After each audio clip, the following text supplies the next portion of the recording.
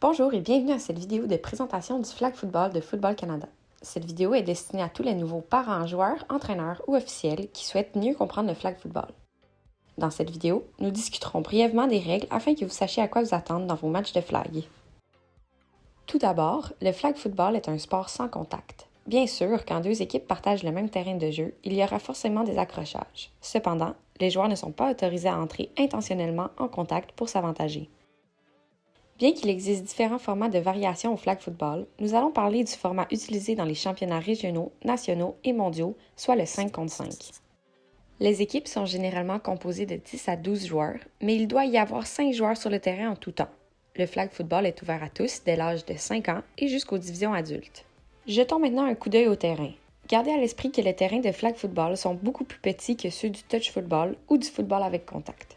Comme vous pouvez le voir, nous avons les zones de but qui ont une longueur de 10 verges. Ensuite, nous avons des zones sans course qui font 5 verges de long, la zone du milieu de terrain qui varie selon la division d'âge, et enfin, nous avons l'importante ligne du milieu de terrain.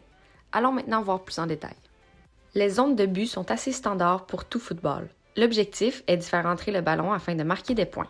Les zones sans course sont uniquement au flag football. Quand vous approchez la zone de but de l'équipe adverse, les 5 dernières verges sont considérées comme étant la zone sans course. Si vous commencez un jeu à l'intérieur de ces 5 verges, il faut opter pour un jeu de passe. À moins d'une interception, l'équipe en offensive commencera toujours avec le ballon à sa propre ligne de 5 verges. Puisque nous jouons au football canadien, l'offensive aura droit à 3 essais pour atteindre la ligne du milieu de terrain et obtenir un premier essai. L'attaque a de nouveau 3 essais pour marquer dans la zone de but de l'équipe adverse. Si elle n'y parvient pas, l'équipe adverse commencera avec le ballon sur sa propre ligne de 5 verges. Parlons maintenant de l'équipement. Le flag football nécessite un minimum d'équipement. Tout ce dont vous avez besoin, c'est un ballon de football et de quelques flags. Il existe des règles spécifiques concernant les flags, mais l'essentiel est d'en avoir de chaque côté de vos hanches. Assurez-vous que les flags restent de chaque côté des hanches et ne glissent pas devant, derrière ou du même côté. De plus, les flags ne doivent pas être obstrués, soit être enroulés autour de la ceinture ou trop rentrés dans les pantalons. Ils doivent être suffisamment longs pour permettre à la défensive de les saisir. Nous allons rapidement aborder la question du pointage. Les touchés valent 6 points. Après avoir marqué, vous pouvez déterminer si vous voulez marquer 1 ou 2 points. Si vous optez pour une transformation d'un point, vous effectuerez un jeu depuis la ligne de 5 verges pour tenter d'entrer dans la zone de but de l'adversaire. Si vous optez pour la transformation de 2 points, vous débuterez à la ligne de 12 verges. N'oubliez pas que si vous optez pour la transformation d'un point, vous vous retrouverez dans la zone sans course et vous devrez y aller d'un jeu de passe. De plus, il n'y a pas de bottée de dégagement ou de placement au flag football à 5 contre 5. Parlons maintenant de certaines des positions et des règles qui rendent le flag football unique. Si un joueur en défensive a l'intention de pourchasser le corps arrière, il doit se placer à au moins 7 verges de la ligne de mêlée.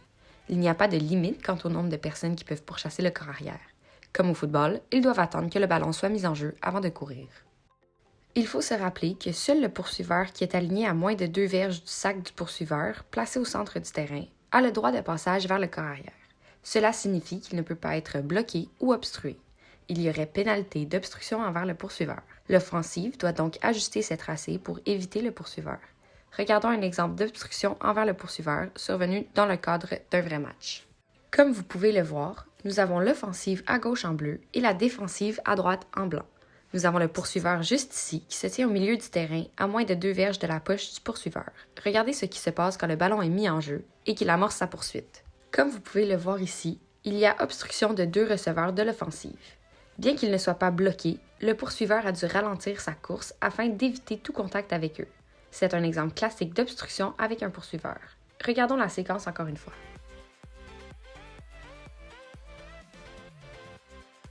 Examinons maintenant quelques règles qui s'appliquent à l'offensive. Pour débuter, le corps arrière ne peut pas courir au-delà de la ligne de mêlée avec le ballon. Il peut seulement courir s'il remet le ballon à un coéquipier pour ensuite se faire remettre la balle de nouveau. Ce jeu ne se produit pas très souvent. De plus, le corps arrière n'a que 7 secondes pour faire une passe ou se débarrasser du ballon. Cela permet de s'assurer que le jeu se déroule à un rythme rapide. La seule exception majeure à cette règle est s'il y a une remise ou une feinte de remise. Alors le 7 secondes est annulé. Parlons maintenant des remises. Dans les catégories pour les jeunes, les remises doivent être faites sur le côté ou derrière le corps arrière. Ils ne peuvent pas être faites vers l'avant. Le non-respect de cette règle est considéré comme un jeu de course illégal. De plus, dans les catégories pour les jeunes, les passes vers l'avant doivent obligatoirement traverser la ligne de mêlée. Donc si vous faites une passe voilée, vous devez vous assurer que le receveur se trouve devant la ligne de mêlée. Le non-respect de cette règle entraîne une pénalité pour passe illégale vers l'avant. Dans cette dernière section, je veux passer en revue 2 des pénalités les plus courantes que nous voyons au flag football. La première est la protection de flag.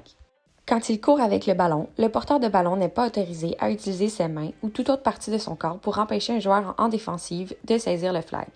Cela se produit généralement de 2 façons. D'abord, le porteur de ballon bloque ou tape le bras d'un joueur en défensive qui cherche à attraper ses flags. Sinon, la protection du flag vient du mouvement de course du porteur de ballon.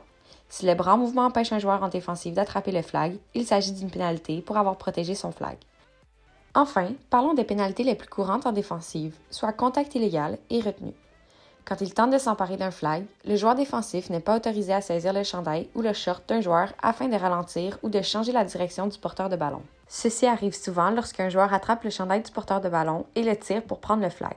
Ce n'est pas autorisé, nous devons nous rappeler qu'il s'agit d'un sport sans contact. Si un joueur défensif saisit le short ou le chandail par accident et le lâche immédiatement sans ralentir la course du porteur de ballon, il n'y a pas de pénalité.